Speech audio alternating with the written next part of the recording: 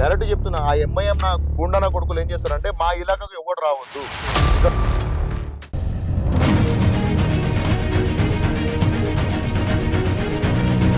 కానీ బాలాపూర్ లో ఇంత జరుగుతుంది అన్న కూడా ఉమ్. అసలు వాళ్ళ గురించి ఎందుకు ఫైట్ చేయలేకపోయారు బాలాపూర్ వాళ్ళు అంటే మీరు ఏం చెప్తారు అన్న? ఎంఐఎం అడ్డా అది సాయి నగర్ అని ఉంటది. సాయి నగర్ Yeah. ఆల్రెడీ అది ముస్లిం అడ్డానే పోయింది. సగం బాలాపూర్ కూడా ఇప్పుడు పోయింది. అయితే అక్కడ ఏమైపోయిందంటే అక్కడ ల్యాండ్ లార్డ్స్ ఉన్నారు చాలా మంది. వాళ్ళకు డబ్బులు మాత్రమే కావాలి. వాళ్ళు ఏం చేసినారంటే మేము ప్లాట్లు చేసుకొని అమ్ముకొని వెళ్ళిపోతున్నాం. ఇప్పుడు మన మీలాంటో నాలాంటోడు పోయినట్టు అక్కడ 20,000 గజం. ఇడేముంది అడవి నేను 20,000 పెట్టా అంటాడు. అదే ముస్లిం 25,000 కూడా కొట్టుకుంటాడు. కారణం ఏంది? వాళ్ళకు పైనుంచి ఫండ్ వస్తుంది. ఆ ఫండ్ తోటి వాళ్ళు కొని ఆడొక నగరమే నిర్మించుకున్నారు వాళ్ళు. నమస్తే, వెల్కమ్ టు జేఎస్టీ మీడియా. నేను మీ జల్లీష్ బాలు బాలాజీగా. జాగో భాగ్యనగర్ చలో బాలాపూర్. సో ఈ నినాదం సోషల్ మీడియాలో మారుమోగిపోతుందని చెప్పేసి మనం మాట్లాడుకోవాలా. సో ఈ ధర్మ సభకు సంబంధించినటువంటి ముఖ్య ఉద్దేశం ఏంటంటే ఎవరైతే రోహింగ్యులని తరిమి కొట్టేందుకు ఈ సభనైతే ఏర్పాటు చేశారని చెప్పేసి మనం మాట్లాడుకుంటా ఉన్నాం. సో ఇందులో భాగంగానే మనతో బీజేవైఎం నేత రాఘవేందర్ అన్న అయితే ఉన్నారు. వారితో మాట్లాడే ప్రయత్నం చేద్దాం. అన్న జై శ్రీరామ్ అన్న. జై శ్రీరామ్ భయ్య. సో ఎట్లా ఉంది ఇక్కడ పరిస్థితి? ఇక్కడ పరిస్థితి చూస్తే కనుక హిందువులలో చాలా లేట్ అంటే లేట్ గా మనం నిద్రలేసాం అనుకోవాలి. అంతే ఖచ్చితంగా. ఎందుకంటే ఇక్కడ చూస్తే గనుక మరి ఇంతమంది రోంగియాలు ఎవరిని చూసుకొని వచ్చిరని మనం అనుకోవాలి. ఇక్కడ అడ్డాలాగా మారింది. మనం ఒక బాలాపూర్ పరిసర ప్రాంతాలు చూస్తేనే కొన్ని లక్షల మంది ఉన్నారు. మనం లెక్క చేసిన చాలా తక్కువ లక్షల మంది ఉన్నారు అంటున్నారు. అన్న ఓన్లీ 20,000 మంది 30,000 మంది అని అంటున్నారు. ఇది కాదంటారా? లక్షల మంది ఉన్నారు అంటున్నా. మీరు నా ఎంబడి వస్తే తీసుకుపోయి నేను చూపిస్తాను. ఓకే, ఖచ్చితంగా. ఇప్పుడు వాళ్ళు వీళ్ళని ఎవరు చూసుకొని అదొక అడ్డాలాగా మారిపోయింది. బాలాపూర్ అనేది ఒక మన హిందూ పేరులాగా ఉంది తప్ప అక్కడ చూస్తే గనక అది అసలు మన బాలాపూర్ అనేది చాలా తక్కువైపోయింది. విలేజ్ చాలా తక్కువైపోయింది. అక్కడ నుంచి చూస్తే ఓల్డ్ సిటీ నుంచి చూస్తే ఈ రోంగియాలకు అడ్డాగా మారి ఇష్టం వచ్చినట్టు గుడిసెలు వేసుకొని మినీ పాకిస్తాన్ అంటారా? మినీ పాకిస్తాన్ కాదు, పాకిస్తానే అంట నేను. పాకిస్తానే అంట నేను. ఎందుకంటే అక్కడ చూసుకుంటే గనక అక్కడ కరెంటు ఫ్రీ, వాటర్ ఫ్రీ, ఇల్లు ఇష్టం వచ్చిన విధంగా కట్టుకున్నారు. యువన్ అడ్డాతోటి వాళ్ళు కట్టుకున్నారు అనేది మాకైతే అర్థం కావట్లేదు. ఇప్పుడు మరి ఈ పార్టీ ఆ పార్టీ అని నేను చెప్పలేను. ఎందుకంటే అక్కడ చూస్తే కనుక మరి ఎవరి అడ్డాతోటి వాళ్ళు ఉన్నారు. ఇప్పుడు వాళ్ళు అక్కడ ఉండడమే కాకుండా ఈ పరిసర ప్రాంతాలన్నీ తిరిగి వాళ్ళు మరి చెత్తెత్తుకోవడం కావచ్చు, ఎంప్లాయ్మెంట్ కల్పించుకుంటారు వాళ్ళంతా వాళ్ళు మీరు అనొచ్చు మరి వాళ్ళు ఎంప్లాయ్మెంట్ కలిగించుకుంటా మీరు మరి ప్రజలు ఎట్లా ప్రోత్సహిస్తారు అంటే వీళ్ళకి ఆధార్ కార్డులు తయారు చేసే వాళ్ళు ఉన్నారు. మేము చెప్పేది అదే, ఓటర్ ఐడీలు, ఆధార్ కార్డులు, ఫోన్ నెంబర్లు, సిమ్స్ అన్ని. అంటే మరి ఇవి ఎట్లా వస్తున్నాయి అనేది కూడా మాకు తెలియాలి. అన్న నా దగ్గర కొన్ని క్వశ్చన్స్ ఉన్నాయి. సో ఒక క్వశ్చనరీ లాగా ఓకే. సో లవ్ జిహాద్ నుంచి మొదలు పెడితే ఫుడ్ జిహాదీ దాకా వీళ్ళ హస్తం అనేది చాలా పెద్ద మొత్తంలో ఉందని మనం మాట్లాడుకుంటా ఉన్నాం. సో మెయిన్ గా ఎవరైతే ఈ బర్మా కావచ్చు, దాంతో పాటు బంగ్లాదేశ్, పాకిస్తాన్, సో ఈ 3 దేశాల నుంచి కాకుండా ఇంకా వేరే దేశస్తులు కూడా ఇక్కడ ఉన్నారా అంటే మీరు ఏం చెప్తారు? 100% ఉన్నారు అంట. ఎందుకంటే మాకు వేరే దేశాల కంటే కూడా థ్రెట్ బంగ్లాదేశ్, ఈ పాకిస్తాన్ వాళ్ళు కూడా ఉన్నారని నేను అంట. ఇక్కడ ఖచ్చితంగా. ఎందుకంటే ఈ బర్మడా నుంచి వచ్చి వెస్ట్ బెంగాల్ స్థిరపడి అక్కడ నుంచి బీహార్, అక్కడ నుంచి కొంతమంది అట్లా వలసగా వచ్చి మనం ఎంతవరకు బాలాపూర్, హైదరాబాద్, తెలంగాణ మాట్లాడుతున్నాం. నేను ఆల్ ఓవర్ ఇండియా గురించి చెప్తున్నా. ఇప్పుడు నేను రీసెంట్ గా ఆంధ్ర వెళ్ళాను, వైజాగ్ వెళ్ళాను. వైజాగ్ వెళ్తే కూడా ఇక్కడైతే ఎంతమంది ఉన్నారు అక్కడ కూడా ఎంతమంది ఉన్నారు. మనం ఇక్కడ దొరికింది కాబట్టి ఇక్కడ ఇంతమంది ఉన్నారని మనం ఒక అంచనా చెప్పగలుగుతాం. కానీ మన ఇండియా వైడ్ గా, మన స్టేట్స్ వైడ్ గా, జిల్లాల వైడ్ గా చూస్తే కనుక నాకు తెలిసి ఈ జనాభా అంతా ఎక్కడి నుంచి వస్తుంది, ఏ విధంగా వస్తుంది, అక్రమంగా ఎట్లా రాగలుగుతున్నారు, వీళ్ళకి సపోర్ట్ ఏంది అంటే వీళ్ళు రాంగ మాకు సపరేట్ ఒక కంట్రీయే కావాలంటారా, లేకపోతే ఈ కంట్రీని మొత్తం ధ్వంసం చేయడానికి వస్తారా అన్న? ఇక్కడ మన హిందుస్థాన్ ఏదైతే ఉందో రానున్న రోజుల్లో మీరు చెప్పినట్టే ఇది రెండుగా చీల్చుకపోతుందేమో అన్నట్టు భయం వేస్తుంది నిజంగానే. ఎందుకంటే ఒక ముస్లిం, ఒక ముసలివాడు ఒక మాట మాట్లాడడం జరిగింది. బంగ్లాదేశీయులు దాదాపు 2 కోట్ల మంది ఈ భారత్ లో మీ హిందుస్థాన్ లో ఉన్నారు. సో మేము రూలింగ్ లోకి వచ్చినప్పుడు మేము కూడా పరిగెంతించి కొట్టే రోజుకి వస్తుంది అని చెప్పేసి ఒక ముసలి నక్క ఇవాళ సోషల్ మీడియాలో వైరల్ అవుతా ఉన్నారు. సో దీని గురించి మీరు ఏం చెప్తారు? ఆయన చెప్పింది నిజమేనా? ఆయన అన్నాడు కదా, నా భారతదేశాన్ని అట్లాంటి కుక్కలు ఎన్నో మురిగినాయి. చాలా మంది వెళ్ళారు. బ్రిటిష్ వాళ్ళ నుంచి మొదలు పెడితే చాలా కుక్కల వరకు వచ్చినాయి. నా భారతదేశాన్ని, నా హిందుత్వ ధర్మాన్ని ఇప్పటి వరకు ఏం బీగలేకపోయినాయి. ఆ కుక్క ఇప్పుడు ఏం తెలుసా, ఒక చిన్న చీమ లాంటిది.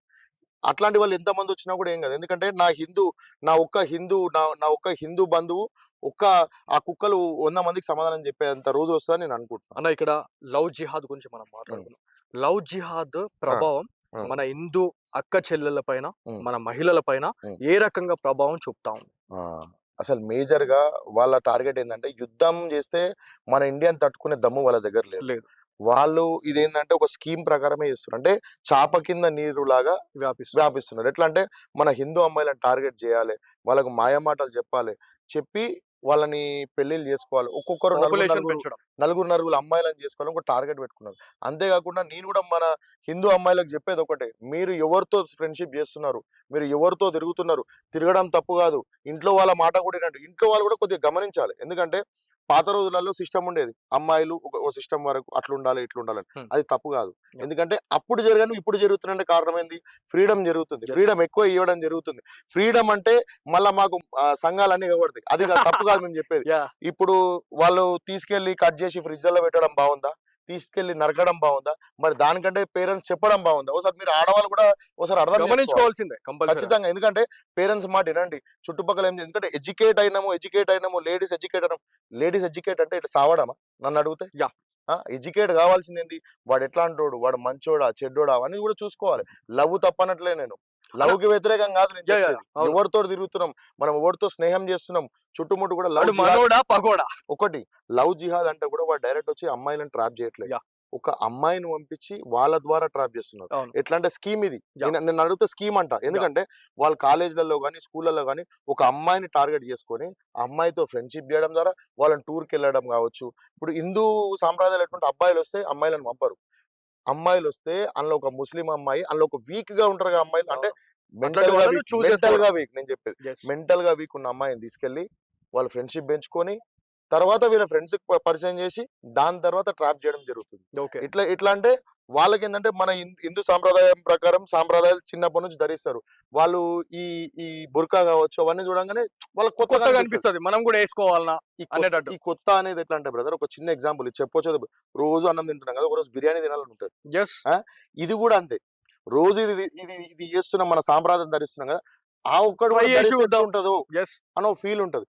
కాబట్టి అట్లా చేయడము, అది అలవాటు పడిపోవడము ఇప్పుడు చాలా కాలేజెస్ లో కూడా జరుగుతుంది బ్రదర్. కాకపోతే కాలేజు ఈ విద్యా సంస్థలు కూడా కొద్దిగా గమనించాలి. ఎందుకంటే ధర్మాన్ని కాపాడే బాధ్యత అందరి దగ్గర ఉంది. ఎందుకంటే మనం ఎంత పాపులేషన్ వాళ్ళు ఎంత పాపులేషన్ కూడా చూసుకోవాలి. ఎందుకంటే వాళ్ళు పాపులేషన్ పెంచుకోవడం అంటే వాళ్ళు పక్క దేశం నుంచి అడుకొచ్చుకుంటున్నారని నేను అంటున్నా. ఎందుకంటే వాళ్ళ పాపులేషన్ ఇంత సడన్ గా పెరగడానికి కారణం ఏంటంటే బంగ్లాదేశ్, ఈ పక్కన అన్ని కంట్రీస్ విత్ పాకిస్తాన్ తో సహా వాళ్ళందరూ వస్తున్నారు, ఉంటున్నారు. ఎందుకంటే అక్రమ చొరబాటుతనం అక్రమంగా రావడమే ఎక్కువైతుందని నేను అంటున్నాను. అన్న ఇక్కడ లవ్ జిహాద్ లో ఇంకొక మెట్టు గురించి మనం మాట్లాడుకుంటే, మన హిందువులు మాత్రమే జిమ్స్ కి వెళ్తా ఉన్నారు అనేది మనం చాలా వింటూ ఉంటాం. సో ఎక్కడైనా కూడా ఒక ముస్లిం లో ఉన్నటువంటి ఎవరైతే కొంతమంది సిస్టర్స్ ఎవరైతే ఉన్నారో వాళ్ళు జిమ్ కి వెళ్ళేది చాలా తక్కువ నేను చూసినా అని నేను అనుకుంటున్నాను. సో మీరేం చెప్తారు? అంటే వాళ్ళకు నీడ్ లేని మనోళ్ళు ఎందుకు జిమ్లలో పోయి వస్తా ఉన్నారు, ట్రైనర్స్ చేతిలో నలిగిపోతున్నారు అని చెప్పేసి చాలా మంది చెప్తా ఉన్నారు. సో దీనికి ఏం చెప్తారు అన్న దీని గురించి? ఇప్పుడు ఫిట్నెస్ అనేది ప్రతి ఒక్కరికి కామన్ అయిపోయింది.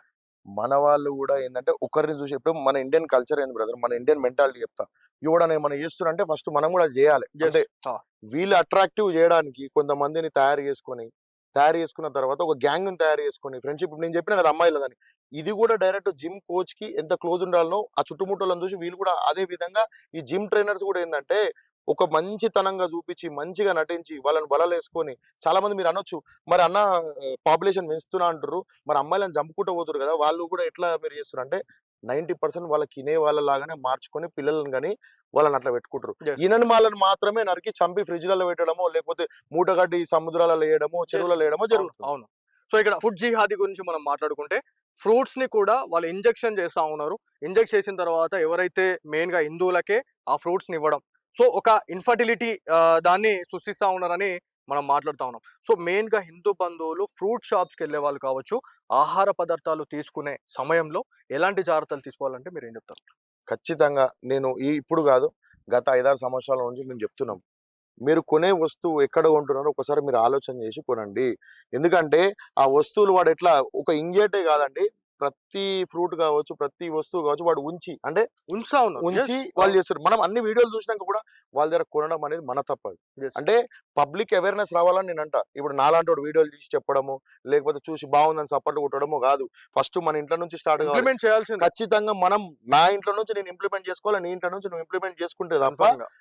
అంటే మన జాగ్రత్తలో మనం ఉంటే తప్ప సమాజం అనేది మారదు. Yeah. ఎవడో ఒకడు చెప్పాలి, ఎవడో ఒకటి చేయాలంటే అది మారదు. అది మనం అంతలో మనం ఫిక్స్ అయ్యి చేయాల్సిందే అది. అన్న నేను చాలా దగ్గర కొన్ని విషయాల గురించి మాట్లాడినాం. మేము కూడా కొన్ని స్టింగ్ ఆపరేషన్స్ లో కొన్ని విషయాల్ని బయటపెట్టినాం. Hmm. సో మాది నిజామాబాద్, ఇందూర్. Okay. సో ఇందూర్ లో కూడా కొంతమంది ఎవరైతే జిహాదీలు ఎవరైతే ఉన్నారో కొంతమంది మాత్రమే. Hmm. సో వాళ్ళు ఏవైతే జంతువులకు సంబంధించినటువంటి కళేబరాల్ని వాళ్ళు బాయిల్ చేసిన తర్వాత ఏదైతే వస్తున్నటువంటి కొవ్వుతో ఏదైతే ఆ నూనె ఏదైతే ఉంటుందో, ఏవైతే ఈ బిర్యానీ పాయింట్లు కావచ్చు, హిందువులకు సంబంధించినటువంటి బిర్యానీ పాయింట్లు కావచ్చు, ముస్లిమ్స్ కి సంబంధించినటువంటి కొన్ని బిర్యానీ సెంటర్స్ కి ఆ ఏదైతే కల్తీ నూనె, Hmm. ఆ కల్తీ ఆయిల్ అయితే పంపిస్తా ఉన్నారు. Hmm. సో దీని విషయంలో మీరు ఏం చెప్తారన్న?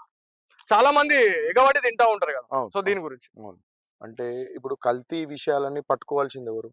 అక్కడ ఉన్న గవర్నమెంట్స్ కావచ్చు, ఫుడ్ సేఫ్టీ. ఫుడ్ సేఫ్టీ అధికారుల మీద ఉంటది అది. ఇప్పుడు ఎండ్ ఆఫ్ ద డే ఒక కస్టమర్ పోయి అది ఏ ఆయిల్ నుంచి చేసిర్రు, ఏ ప్రోడక్ట్ నుంచి చేసిర్రు అనేది ఎవడు, నువ్వు కాదు నేను కాదు, ఎవడు కూడా కనిపెట్టలేడు దాన్ని. చేయలేరు. ఇప్పుడు ఆ చేసే ఒక వ్యాపారం చేసే వ్యక్తి కావచ్చు, వ్యాపారం వ్యక్తి చేసే వాళ్ళు కూడా కొద్దిగా జాగ్రత్త పాటించాలని నేను అంటున్నా. ఎందుకంటే అక్కడ జరిగేది ఏంటంటే వీళ్ళు కూడా వాంటర్, మీరు ఆయిల్ దాకానే ఉన్నారు. ఇంకా నేను చెప్పేది ఏంటంటే మటన్ అని చెప్పేసి ఇది కూడా కలిపి అమ్ముతున్నారని నేను అంటున్నా. అమ్ముతున్నారు. వాస్తవం. ఎందుకంటే మన Yeah. హిందువులని ఖచ్చితంగా అలవాటు చేయాలనే ఒక ఉద్దేశంతో చాలా మంది తెలియక యువకులు కూడా ఏంటంటే జిమ్ చేసే వాళ్ళు కూడా ఏంటంటే అరే అది తింటే పెరుగుతుందంట, ఇది చేస్తే పెరుగుతుందంట అని కూడా చాలా అపోహలు ఉంటాయి. నిజంగా. ఇప్పుడు వాస్తవానికి ఏంటంటే ఇప్పుడు మన సోషల్ మీడియా ఉంది, ఇంటర్నెట్ ఉంది. వెనకటి జమానాలో లేము మనము. ఎందులో ప్రోటీన్ ఎక్కువ హై ఉంది ఏదనేది మనం నెట్ లో కొడుతూ వస్తుంది. అవును. హై ప్రోటీన్ అనేది వెజిటేరియన్ లో కూడా ఎక్కువ ఉంది చాలా Yes. చాలా వరకు. అవును. అది ఆలోచన చేసి తినాలని చెప్పి ప్రతి యువకుని కూడా నేను అన్న చాలా చెప్పగలను. బిర్యానీ సెంటర్స్ లో ఎవరైతే యువకులు తినడానికి వెళ్ళినప్పుడు కొన్ని మెడిసిన్స్ కూడా ఆ స్ట్రిప్స్ ఏవైతే ఉంటాయో ఆ స్ట్రిప్స్ లో ఉన్నటువంటి అది ఆ బిల్లలు ఏవైతే ఉన్నాయో అవి కూడా కనిపించినటువంటి విషయాలు మనం చూసినాం. ఇన్ఫర్టిలిటీ అంటే ఏదైతే పిల్లలు కాకుండా ఇదొక యుద్ధం, ఇది ఒక సైలెంట్ వార్ ని కూడా వాళ్ళు చేస్తా ఉన్నారు. మీకు నేను అదే చెప్పిన. దీని గురించి ఏం చెప్తారన్న? అంటే నేను ఏమంటున్నా, మన రూల్స్ కూడా కొన్ని చేంజ్ కావాలంట. కఠినంగా ఉండాలని నేను అంటున్నా. ఎందుకంటే కఠినంగా ఉంటే మాత్రమే ఇట్లాంటివి చేంజ్ అవుతాయి. ఎందుకంటే పబ్లిక్ ఒకడు పట్టుకున్నాడు, ఇద్దరు పట్టుకున్నాడు. కానీ కఠినంగా అనేది ఉంటే వ్యాపారులకు కూడా భయం అనేది పెరుగుతుంది. భయం పెరిగినప్పుడు వాడు ఏం పెడుతున్నాడు, ఏం చేస్తున్నాడు కొద్దిగా భయం వస్తుంది.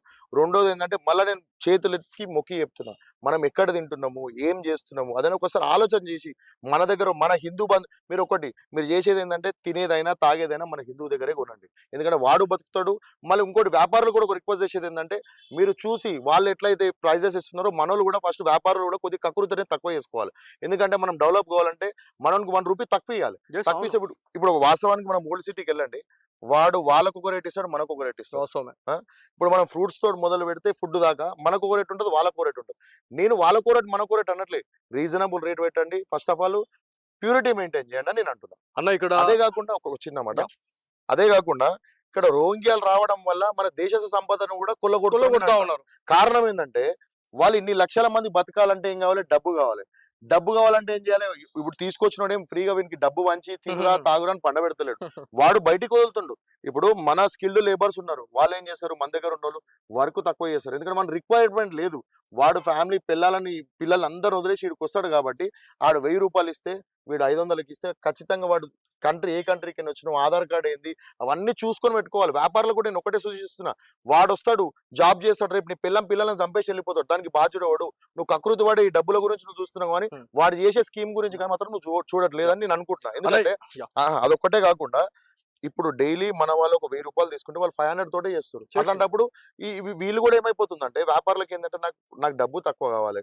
ఇంకోటి వాడు అడుగుతున్నాం ఒకటే అంటారు, ఏడికైనా వచ్చినావు కాసే అంటే బీహార్, యూపీ ఆధార్ కార్డ్ అయితే అడగం కదా. ఇప్పుడు డైలీ స్కిల్ లేబర్ కింద డైలీ వస్తే డబ్బులు తీసుకుని వెళ్ళిపోతాడు. అట్లా అయిపోయింది. అదే కాకుండా చుట్టుముట్టు ప్రాంతాలు చూస్తే చెత్త ఎత్తుకోవడానికి అని చెప్పి వస్తున్నారు, చూసుకుంటున్నారు ఎక్కడ ఏముంది. వీళ్ళే వాళ్ళకి ఇన్ఫార్మర్స్. ఇప్పుడు ఏదైతే చెత్త బండ్లు ఉన్నాయో ఎక్కడైతే మనం సులభంగా ఉండగలుగుతాము, ఎక్కడైతే పోలీస్ పహారా తక్కువ ఉంది, ఎక్కడైతే ఎవరంతల వాళ్ళు ఉంటారో అదే ప్లేస్ వాళ్ళు టార్గెట్ చేసుకొని వాళ్ళ స్థావరాలు ఏర్పాటు చేసుకుంటారని నేను అంటాను. అన్న ఇక్కడ చాలా బాధాకరమైనటువంటి విషయం ఏంటంటే బాలాపూర్ లో ఇప్పటికే 30 నుంచి 40 వేల మంది ఉన్నారని మాకు తెలుస్తుంది. మీరు ఒక నంబర్ చెప్తా ఉన్నారు. సో దీంట్లో పోలీస్ అన్నలు ఏం చేస్తా ఉన్నారంటే మీరు ఏం చెప్తారన్న? వీళ్ళందరికీ కనబడతలేరా ఈ రోహింగ్యులు ఎవరైతే అక్రమ చొరబాటుదారులుగా దీంట్లో ఎంతో మంది టెర్రరిస్టులు కూడా ఉంటారు అనేది మనం ఖచ్చితంగా మనం మాట్లాడుకోవాల్సిందే. సో దీని గురించి ఏం చెప్తారు? పోలీస్ అన్నలు ఎందుకు యాక్షన్ తీసుకోవట్లేదు దీని గురించి? ఈ రాజకీయ సన్నాసులన్నీ అంట, కొంతమంది సన్నాసులు ఉన్నారు కదా, మాకు టైం ఇస్తే 15 నిమిషాలు ఇస్తే మేము ఇంతమందిని లేపేస్తాము అంటే, ఇదంతా టార్గెట్ ఏంటంటే వీళ్ళని తయారు చేసేదే మన కోసం, మన హిందువుల కోసం. ఎందుకంటే ఇప్పుడు వాళ్ళ చేతులు కూడా ఏంటంటే పోలీసు వాళ్ళని కూడా మనం అననికలేదు. ఎందుకంటే కారణం ఏంటంటే ఆ లుచ్చనా కొడుకులు పై నాయకులు కూడా కొంతమంది భయపడతారు. డైరెక్ట్ చెప్తున్నా, ఆ ఎంఐఎం నా గుండన కొడుకులు ఏం చేస్తారంటే మా ఇలాకాకు ఎవరు రావద్దు, ఇక్కడ ఉన్న ఎమ్మెల్యే కావచ్చు అక్కడ ఉన్న ఎమ్మెల్యే కావచ్చు వీళ్ళంతా కుమ్మక్కయి వీళ్ళకి కావాల్సింది ఏంటంటే ఓటర్లు కావాలి. మన వాళ్ళు లేకపోతే మన దేశ సంపద కాపాడాలనో లేకపోతే మన దేశాన్ని కాపాడాలనో ఉద్దేశం ఎవ్వరికి లేదు. ఎందుకంటే అట్లుంటే ఇన్ని లక్షల మంది ఇక్కడ ఉండరని నేను అంటున్నా. ఎందుకంటే ఈ రాజకీయ నాయకుల వల్లనే ఇదంతా జరుగుతుందని నేను అంటున్నా. ఎందుకంటే చెప్పండి, ఇక్కడ ఉన్నటువంటి నా క్వశ్చన్ ఏంటంటే, మేజర్ గా ఒక గ్రామాన్ని తీసుకున్నా లేకపోతే ఒక మున్సిపాలిటీ పరిధిలో ఉన్నటువంటి ఒక డివిజన్ తీసుకున్నా, అక్కడ ఏదైనా జరుగుతుంది అంటే ఆ డివిజన్ లోని ప్రజలు ఖచ్చితంగా క్వశ్చన్ చేస్తారు. ఒక ఊర్లో ఏమైనా జరుగుతుందంటే ఆ గ్రామంలో ఉన్నటువంటి ప్రజలు క్వశ్చన్ చేస్తారు. కానీ బాలాపూర్ లో ఇంత జరుగుతుంది అన్న కూడా అసలు వాళ్ళ గురించి ఎందుకు ఫైట్ చేయలేకపోయారు బాలాపూర్ వాళ్ళు అంటే మీరు ఏం చెప్తారు అన్న? బాలాపూర్ వాళ్ళు చేయలేదని మీరు అంటున్నారు, వాళ్ళు చేసినారు. వీళ్ళు ఏందంటే అది ఓల్డ్ సిటీకి అంటే ఎంఐఎం అడ్డా, అది సాయి నగర్ అని ఉంటది. సాయి నగర్ ఆల్రెడీ అది ముస్లిం అడ్డానే. సాయి నగర్ అంటే మనోళ్ళు అనుకుంటాం, మేమైతే మనోళ్ళదే అనుకున్నా నేను. మీరు అనుకున్నారు కానీ అది ఏంటంటే ఓల్డ్ ఆల్రెడీ పోయింది. సగం బాలాపూర్ కూడా ఇప్పుడు పోయింది. అయితే అక్కడ ఏమైపోయిందంటే అక్కడ ల్యాండ్ లార్డ్స్ ఉన్నారు చాలా మంది, వాళ్ళకు డబ్బులు మాత్రమే కావాలి. వాళ్ళు ఏం చేసినారంటే మేము ప్లాట్లు చేసుకొని అమ్ముకొని వెళ్ళిపోతున్నాం. ఇప్పుడు మన నీలాంటోడు నాలాంటోడు పోయినంటే 20,000 గజం, ఇడేముంది అడవిని 20,000 పెట్టా అంటాడు. అదే ముస్లిం 25,000 కూడా కొట్టుకుంటాడు. కారణం ఏంది? వాళ్ళకు పైనుంచి ఫండ్ వస్తుంది, ఆ ఫండ్ తోటి వాళ్ళు కొని ఆడొక నగరమే నిర్మించుకున్నారు వాళ్ళు. మన మన మన రాజకీయ నాయకులకు కావాల్సింది ఏంటంటే నా పిల్లలు బాగుంటే చాలు, ఎవడెటు పోయినా మాకు అవసరం లేదు. అదే వాళ్ళు వేరే పార్టీ నా కొడుకులు వాళ్ళు ఏం చేస్తున్నారంటే నా సమాజాన్ని పెంచి రేపు నేను భారతదేశాన్ని మొత్తం నేను జెండా వాతాను డైరెక్ట్ చెప్తున్నాడు. ఇంకా కొంతమంది కుక్కలు అయితే మొత్తుకున్నారు, డైరెక్ట్ నా పార్టీ ముస్లిమ్స్ పార్టీ, నేను ముస్లిమ్స్ తోటే గెలిచిన చెప్తున్నారు. వాళ్ళకి సిగ్గు శరం ఉండాలని నేను అంటున్నాను. ఎందుకంటే రేపు వాళ్ళనే కాదు, రేపు ఈరోజు బంగ్లాదేశ్ జరిగిన పరిస్థితి రేపు నీ ఇంట్లో వరకు వచ్చి నీ ఇంట్లో కూడా నేను తన్నెల కొట్టే రోజు వస్తుంది. అప్పుడు నువ్వు అదే మాట అంటావా నేను చూస్తాను. సో ఇక్కడ ముస్లిమ్స్ ఎవరైతే ఉన్నారో ఈ వీడియో చూసినటువంటి ముస్లిం సోదరులకు కూడా నేను ఒకటే క్వశ్చన్ వేయాలనుకుంటున్నా, నేను మీకు కూడా ఒక క్వశ్చన్ ఇద్దాం అనుకుంటున్నా. ఇప్పటి వరకు బంగ్లాదేశీ రోహింగ్యుల గురించి, పాకిస్తాన్ బర్మా బంగ్లాదేశ్ గురించి, ఆ రోహింగ్యుల గురించి మనం మాట్లాడుతున్నాం. కానీ ఏ ఒక్కరు కూడా సోషల్ మీడియాలో ఇప్పటి వరకు ఏ ఒక్క ముస్లిం సోదరుడు కూడా ఈ రోహింగ్యుల గురించి మాట్లాడకపోవడం అనేది నిజంగా బాధకరం అని చెప్పి నాకు అర్థమవుతుంది. సో ఎందుకు మాట్లాడలేకపోతా ఉన్నారు వాళ్ళు? దేశభక్తి లేదని నేను అంటాను. అంటే మేము ఒకటి అని చెప్పేసి వాళ్ళు ఇస్తున్నారంటారా? నాకు దేశభక్తి ఉంది కాబట్టి నేను బయటకు వచ్చి కాశామి నేనేమంటున్నా ఒకటే చెప్తున్నా, నాకు నా దేశం తర్వాత నా ధర్మం అని నేను అంటా. నా ఉద్దేశంలో వాడేమంటాడు, ఫస్ట్ నా ధర్మం తర్వాత నా దేశం అంటాడు. దేశం అనే లెక్కనే కాదు, వానికి నా వాడు అంటాడు. నేను నా ఫస్ట్ దేశం తర్వాత నా ధర్మం అని నేను అంటాను. ఎందుకంటే మనకు అట్లనే నేర్పిరు, పూర్వీకులు అట్లనే వస్తుంది. మన సమాజమే అది, ఫస్ట్ నా దేశం తర్వాతనే నేను, నా ఫ్యామిలీ, నా ధర్మం అని నేను అంటాను. ఎందుకంటే వాళ్ళకు ధర్మం లేదు, ఏది లేదు. వాడు ఏ కంట్రోడ్ సరే బయట పోతే నిన్ను ఇండియన్స్ అంటే కుక్క కంటే ఈనంగా చూస్తున్నారు పాకిస్తాన్. ఈ నా కొడుకులకు అర్థమైతలేదు, మేము నా ఓడు అని జెండా పట్టుకుని ఊపుతారు, నా ఓడు అని ఊపుతున్నాం. వాళ్ళకు బయట అసలు వాళ్ళకే తినడానికి తిండి లేదు. అన్న ఇక్కడ ఇంకొక క్వశ్చన్ ఏంటంటే, ముస్లిమ్స్ ని చూసినా ఈజీగా ఐడెంటిఫై చేస్తాం, క్రిస్టియన్స్ ని చూసినా మనం ఈజీగా ఐడెంటిఫై చేస్తాం, ఎందుకంటే వాళ్ళు ఒక సిలువను ధరిస్తారు. కానీ ఎవరైతే హిందువులుగా పుట్టి పెరిగి ఇలా హిందువులుగా జీవిస్తున్నటువంటి వాళ్ళని చూస్తే ఇలా ఎవరేంది అనేది కూడా అర్థం కాని పరిస్థితి ఉంది. సో ఎవరైతే హిందూ ధర్మ రక్షణ సభ ఏదైతే జరుగుతా ఉందో దాంట్లో ఎవరైతే హిందూ బంధువులు వస్తున్న వాళ్ళు తిలక ధారణ కూడా చేయని వాళ్ళు చాలా మంది ఉన్నారు. సో వాళ్ళకి మీరు ఏం చెప్పాలనుకుంటారు తిలక ధారణ గురించి? ఖచ్చితంగా నేను చెప్పదలుచుకుంది ఏంటంటే, మనము రావడము పోవడం అనే కాకుండా ఖచ్చితంగా సభకు మాత్రమే కాకుండా ప్రతి హిందువు ఖచ్చితంగా తిలకధారణ చేయాలని మేము అంటాం. ఎందుకంటే ఇది అలవాటు చేస్తే నెక్స్ట్ జనరేషన్ కూడా అలవాటు పడుతుంది. మనం ఈ తిలకధారణ చేయకపోవడం వల్లనే ఇట్లాంటి అరాచకాలు జరుగుతున్నాయి. ఎవడేంది ఏందనేది తెలియకుండా బ్రదర్ అన్నట్టుగా కావచ్చు, ఖచ్చితంగా మనం తిలకధారణ అనేది ఖచ్చితంగా మనం అలవాటు చేసుకోవాలని నేను అంటున్నాను. అన్న ఇప్పుడు ఉన్నటువంటి నవే డేస్ లో ఎవరైతే బర్మా బంగ్లాదేశీయులుగా మనం చెప్తా ఉన్నాం, పాకిస్తాన్ నుంచి కూడా చాలా మంది వచ్చినారు, కొన్ని వేలాది మంది ఉన్నారు. సో దీంట్లో కొన్ని సోర్సెస్ లో వీళ్ళు ఓలా, ర్యాపిడో, సో వీటిలో కూడా ఇలా పడగ విప్పుతున్నారని మనం మాట్లాడుతా ఉన్నాం. సో హిందూ మహిళలకి మీరు ఏం చెప్పాలనుకుంటున్నారు అన్న? ఏ రకంగా జాగ్రత్త చెప్పాలనుకుంటున్నారు? హిందూ మహిళలకు, అక్క చెల్లెలకు నేను ఒకటే చెప్పదలుచుకున్నాను ఏంటంటే, మీరు తిరిగే ప్రదేశాలు, మాట్లాడే వ్యక్తులు, మీరు పరిచయం చేసుకున్న వ్యక్తులు ఎలా ఎట్లా ఉన్నారు అనేది ఫస్ట్ మీరు గమనించి దిగాలని చెప్తున్నా. అవేర్నెస్ తెచ్చుకోండి. ఎందుకంటే బయట ఏం జరుగుతుంది, సమాజం ఏమైతుంది. ఎందుకంటే మనం టార్గెట్ చేయనీకి వచ్చినోడు వానికి అదే పని ఉంటది.